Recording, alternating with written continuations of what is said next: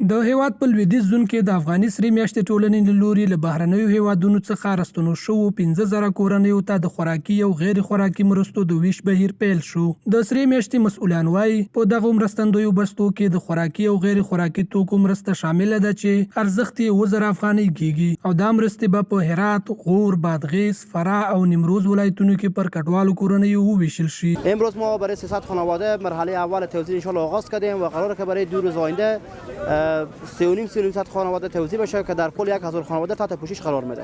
دغه مرستې چې د ترکیه دولت پر ملاتړ ترسره شوې دي په هرات کې د ترکیه قونسلګرۍ چارواکي دا ډول مرستې د دواړو هیوادونو ترمنځ د دوستانه اړیکو د پیاوړتیا لپاره ګټورې بولي او ډاډ ورکوي چې په هر ډول سختو شرایطو کې به د افغانستان د خلکو ترڅنګ ولاړ وي. ماه گذشته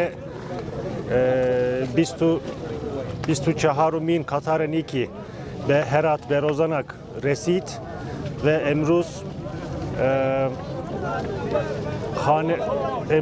300 خانواده نیازمند استفاده کنید.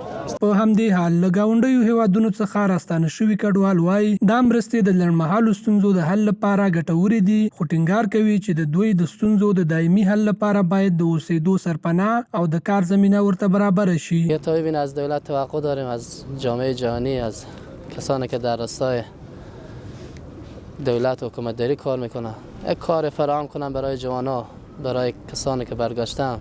بازم روزی ما به خود از امارت اسلامی همین کمک بازم خوبه. دا په داسې حال کې دا چې د تیری وکال په موده کې نږدې 1.5 میلیون افغان کډوال له ایران څخه هیواد ته راستانه شوي دي. د کډوالو په وینا ډیری په جبري ډول ایستل شوي او نه دي توانېدلي چې خپل شتمنۍ له ځان سره هیواد ته راولېږدوي.